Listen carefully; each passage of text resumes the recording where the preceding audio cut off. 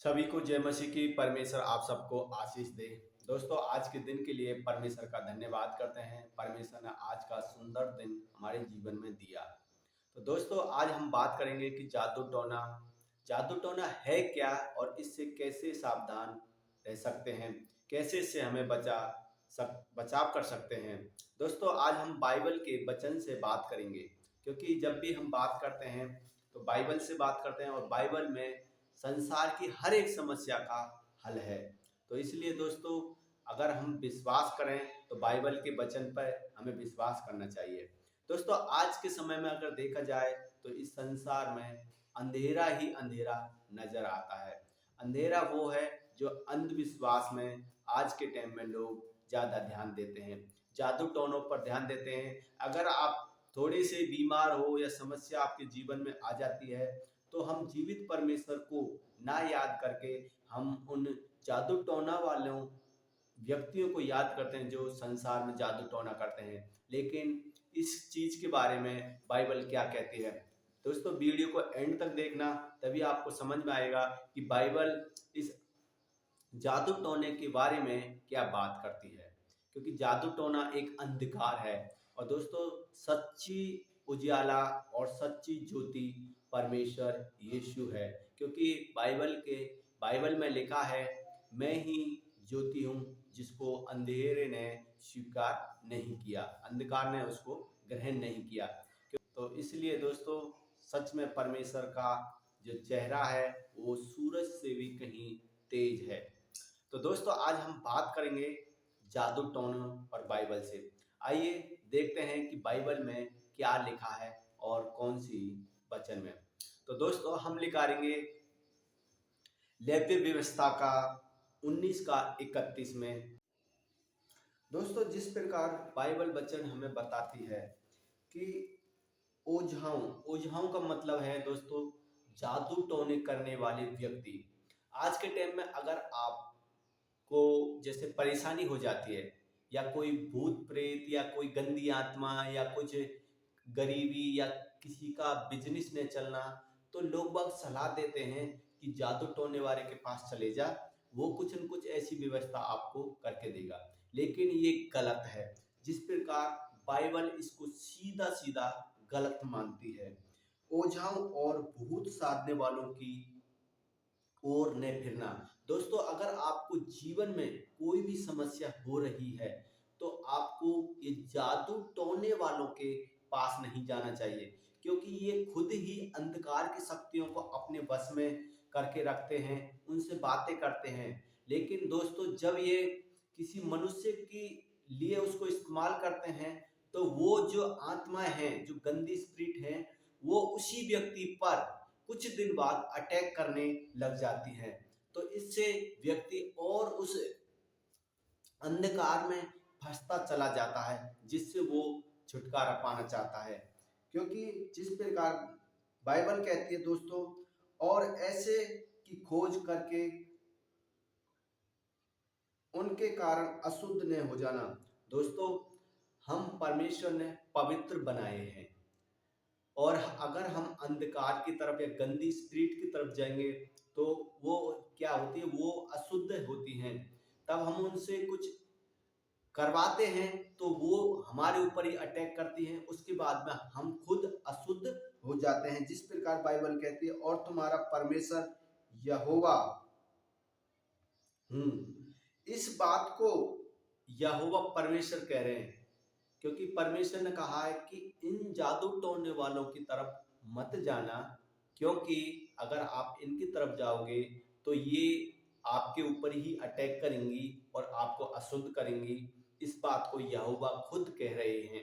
अगर आपको दोस्तों कोई भी समस्या, कोई भी प्रॉब्लम है तो उस जीवते परमेश्वर यहोवा से बातें करो, प्रार्थना करो, तब आपके जीवन में 100% उससे आपको छुटकारा मिलेगा।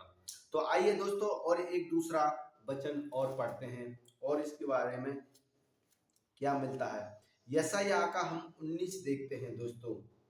जब लोग तुम्हें कहें ओझाओं और टोनों के पास जाकर पूछो, जो गुनगुनाते फुसफुसाते, तब तुम यह कहना क्या प्रजा को अपने परमेश्वर की ओर जाकर न पूछना चाहिए?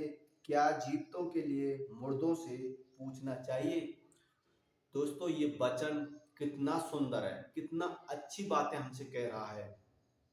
जब लोग तुम्हें, दोस्तों, जब तुम परेशान होते हो, कोई भी प्रॉब्लम हो, तो तुमको लोग सलाह देंगे कि यार उस बाबा के पास चले जा, उस बाबा के पास चले जा, उस सिद्धि के पास चले जा, उस जादू टोने करने वाले के पास चले जा, क्योंकि आपको लोग सलाह देंगे।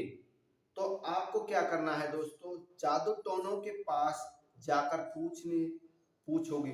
क्या हम उनसे पूछेंगे हमारे जीवन के बारे में?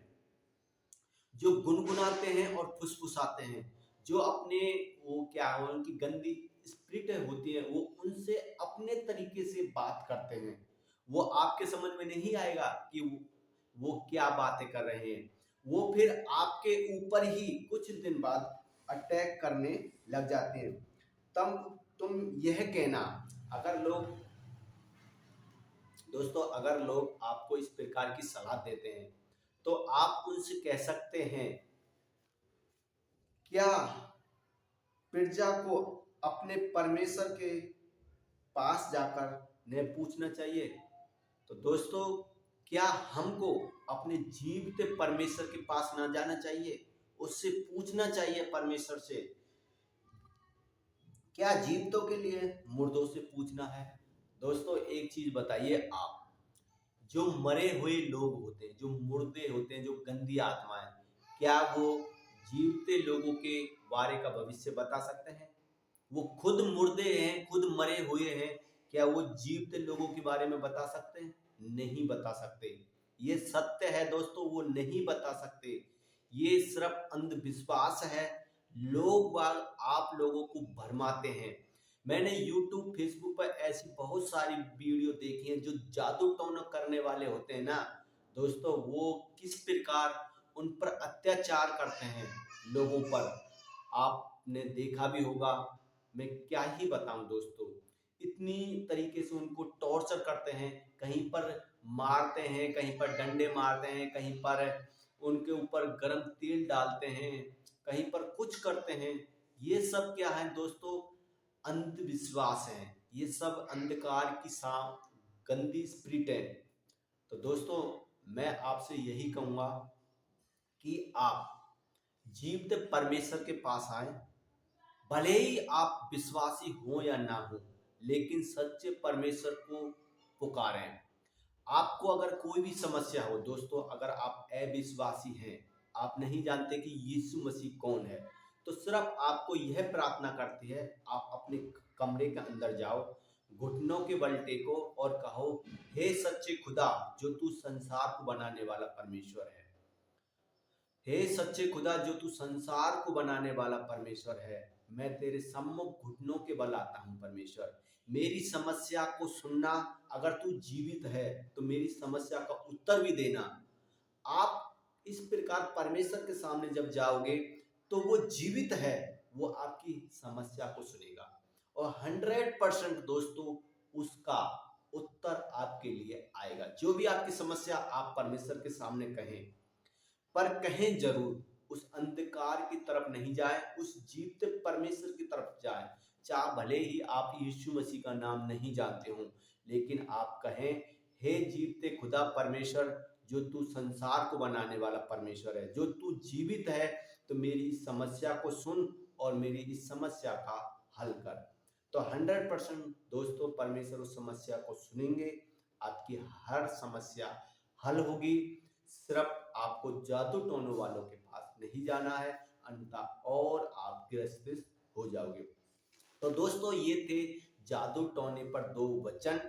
और दोस्तों, आप इस बाइबल को, इस वचनों को जरूर एक बार दोबारा से पढ़ना, सही तरीके से आपके समझ में आएगा। मैं आपको एक बार और बता दूं कौन कौन से 2 वचन हैं। लेव्य व्यवस्था 19 का 31 और यशायाह 8 का 19। तो दोस्तों, इनको एक बार दोबारा पढ़ना और आप फिर समझ में आएगी कि जादू टोने से हम कैसे बच सकते हैं, कैसे हम उनसे सावधान हो सकते हैं। तो दोस्तों, आज की जो वचन था आपको कैसा लगा, अपनी कमेंट में राय जरूर लिखना। और दोस्तों परमेश्वर की महिमा के लिए इस वचन को फॉलो जरूर कर लेना। और दोस्तों और चैनल पर नए हैं तो चैनल को भी सब्सक्राइब कर लेना। दोस्तों मिलते हैं अगले और ऐसे नेक्स्ट टॉपिक के साथ में, परमेश्वर के और नए वचन के साथ में। जब तक के लिए सभी को जय मसीह की। परमेश्वर आप सबको आशीष दे। आमीन।